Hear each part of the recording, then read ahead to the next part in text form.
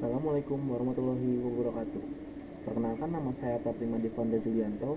Saya adalah mahasiswa Fakultas Hukum Universitas Al-Azhar Indonesia dengan NIM 0701521011. Pada kesempatan kali ini, saya akan membuat video penjelasan ulangan akhir semester dalam mata kuliah pengantar tata hukum Indonesia, di mana dosen pengampu saya adalah Dr. Maslihati Nur Hidayati, SHMH.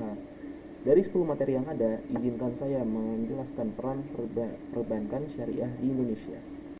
Langsung saya mulai dalam definisi perbankan syariah. Bank dalam arti yang sebenarnya diambil dari bahasa Italia, yaitu banco yang berarti bank menyiratkan table. Pemanfaatan istilah ini diharapkan sebenarnya kehidupan sehari-hari, bahwa setiap interaksi dan pertukaran telah secara konsisten di masa depan selesai di atas meja. Bank syariah ialah bank yang melaksanakan aktivitas bersumber pada prinsip syariah yang membentuk bank universal syariah atau BIS serta bank pembiayaan rakyat syariah atau BPRS. Lalu ada perkembangan bank syariah di Indonesia. Kemungkinan berdirinya bank syariah di Indonesia benar-benar muncul sejak pertengahan tahun 1970-an. Hal ini dibicarakan pada Kuliah Umum Hubungan Indonesia Timur Tengah pada tahun 1974. Dan pada tahun 1976 dalam Lokakarya Global yang dikoordinasikan oleh Lembaga Pengkajian Ilmu Sosial atau LSIK dan Yayasan Bhinneka Tunggal Ika sebagai kemajuan yang mendasari kemajuan bank syariah di Indonesia sekitaran 1970-an. Percakapan tentang bank syariah turut digantung di Lokakarya Hubungan Indonesia Timur Tengah pada tahun 1974 dan 1976. Pada kursus tepat diadakan oleh Lembaga Studi Ilmu Sosial atau LSIK dan Yayasan Bhinneka Tunggal Ika. Fungsi bank syariah secara umum. Fungsi bank syariah terbagi menjadi 3, yaitu pertama, penghimpunan dana masyarakat, kedua, ada penyalur dana kepada masyarakat, yang dimana penyaluran ini ke daerah yang membutuhkan masyarakat umum dapat memperoleh pembiayaan dari bank syariah sejauh dapat memenuhi semua persyaratan dan kebutuhan yang bersangkutan. Lalu ada yang ketiga, pelayanan jasa bank. Namun, kapasitas bank syariah meningkatkan cadangan dan menyebarluaskan aset untuk menyebar ke masyarakat umum. Bank syariah memberikan administrasi perbankan kepada kliennya. Administrasi bank syariah ini diberikan dalam sistem mengatasi masalah daerah setempat dalam melakukan latihan mereka. Lalu ada karakteristik bank syariah. Menurut Andri Sumitra, bank syariah adalah bank yang bebas pendapatan, namun memiliki arah pencapaian yang sejahtera secara fundamental. Ada beberapa atribut bank syariah, yaitu penghapusan riba, melayani kepada kepentingan publik dan merealisasikan sasaran sosioekonomi Islam. Ada bank syariah bersifat universal yang merupakan gabungan dari bank komersial dan bank investasi. Lalu ada bank syariah akan mengarahkan penilaian yang lebih hati-hati, permohonan untuk pembiayaan sekali yang terletak menuju nilai dukungan dengan alasan bahwa bank bisnis syariah menerapkan manfaat kemalangan mengambil bagian dalam transfer, petualangan, bisnis, atau lagi industri. Kita lanjut ke dalam prinsip bank syariah. Terdapat beberapa prinsip dalam mengelola kegiatan usaha bisnis perbankan syariah. Prinsip dasar secara kasar dapat dinyatakan sebagai berikut. Yang pertama, prinsip kepercayaan dan kehati-hatian dalam pengelolaan kegiatan perbankan syariah. Salah satu tugas industri perbankan adalah penerimaan simpanan berupa giro, tabungan, maupun memerlukan simpanan dalam bentuk simpanan tetap. Untuk itu, bank juga bekerja keras untuk mereformasi penyediaan layanan perbankan untuk menarik dana orang. Yang kedua, ada prinsip akad.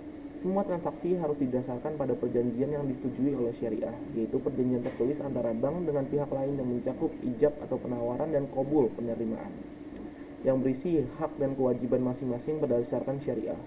Kontrak menjadi efektif ketika prinsip-prinsipnya terpenuhi. Kontrak memiliki 3 pilar, yaitu 2 atau lebih pihak dalam kontrak. Subjek kontrak dan teks kontrak bisnis perbankan syariah akan tentunya mengacu pada konsep bagi hasil, di mana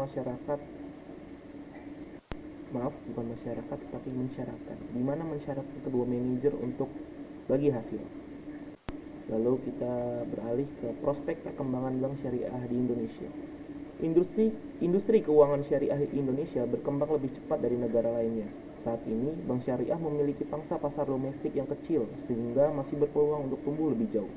Hal ini terlihat dari jumlah bank umum syariah atau BUS, diantaranya telah mencapai 11 unit, dan unit usaha syariah UUS telah mencapai 24 unit.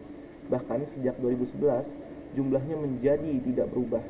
Namun jumlah jaringan kantor bertambah. Pada April 2012, jumlah kantor sebanyak 1.457 unit, dan jumlah tersebut meningkat dari unit menjadi 1.858 unit pada bulan yang sama tahun 2013. Selanjutnya, saya akan menjelaskan peran perbankan syariah di dalam perekonomian. Peran perbankan syariah di dalam perekonomian terbagi menjadi 5. Yang pertama, yaitu pelaksana kegiatan sosial. Peran penting ini tidak dapat diperankan di dalam bank konvensional. Perbedaan prakteknya terletak pada intensitas. Bank konvensional memang mungkin melakukan kegiatan sosial namun tidak secara periode. Lalu ada penyedia jasa keuangan, yaitu perbedaan bank konvensional dengan syariah yang terletak pada asas dan sistem tidak menghalangi peran bank syariah untuk menjadi penyedia jasa keuangan dan lalu lintas pembayaran, sebagaimana wajarnya perbankan. Yang terpenting, tidak ada unsur yang dilarang syariat dalam prakteknya. Misal, tidak ada bunga yang memberatkan di bidang utang piutang. Lalu ada kesejahteraan dan keadilan ekonomi. Laba yang diambil oleh lembaga keuangan konvensional banyak yang mendiskreditkan pihak dengan ekonomi lemah. Contoh kecilnya, seorang berpendapatan rendah menabung dan bertransaksi di lembaga keuangan konvensional. Dia akan harus rela uang tabungannya kecil dipotong untuk jasa ini itu yang kemungkinan tidak dikenakan oleh bank syariah karena memang tidak sesuai syariah. Lalu ada promosi halal. Adanya perbankan syariah akan mendorong tumbuhnya pengusaha syariah mulai tingkat mikro hingga makro. Selain mempromosikan benefit-benefit yang fair di perbankan syariah, promosi halal juga akan menaikkan investasi karena keuntungan yang didapat lebih transparan dan merata. Lalu ada pemacu usaha ekonomi. Segala kemudahan yang disediakan oleh perbankan syariah akan menjadi pemacu masyarakat yang memiliki niatan berusaha. Usaha di sini diartikan mendirikan suatu badan usaha atau unit usaha ekonomi yang menghasilkan peluang kerja dan pendapatan. Dengan begitu, kesejahteraan rakyat akan terangkat. Sistem yang mudah di perbankan syariah akan menarik kaum emiten kecil ini agar segera memulai usaha perwujudannya. Saya mengambil hasil artikel tadi tidak dengan karya saya sendiri, tetapi saya meminjam artikel ini oleh Kakak Ananda Audistia Sulaiman, yaitu mahasiswa dari Fakultas Syariah IAIN Manado. Namun saya lihat, saya mencari artikel, lalu saya menemukan hal yang menarik tentang perbankan syariah ini. Saya menemukannya di Quora, yaitu disampaikan oleh Bapak Wisnu Wirawan, yaitu banker di Bank Kalbar dari 2005 sampai sekarang. Ia menjelaskan curhatan tentang seorang praktisi perbankan syariah yang merasakan arah perubahan bisnis bank syariah dari 2005 sampai sekarang. Ia menjelaskan ada 5 poin, yaitu ada faktor yang menyebabkan pembiayaan mikro di bank syariah kurang mendapat perhatian. Saya belum memahami ini secara sepenuhnya, tapi saya ingin menambahkan di sini untuk menjadi dua sisi mata agar kita dapat melihat sisi baik dan sisi buruknya. Ibu, izinkan saya untuk menjelaskan, yaitu yang pertama ada meningkatnya NPF pembiayaan mikro. Sebagaimana sudah disinggung di atas bahwa NPF masih berada di atas 5%, melebihi ambang batas tingkat kesehatan bank pada umumnya. Selanjutnya ada munculnya produk KUR sebagai predator produk pembiayaan UMKM bank syariah.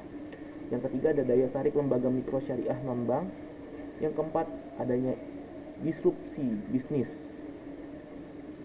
Ada 4 saja, tapi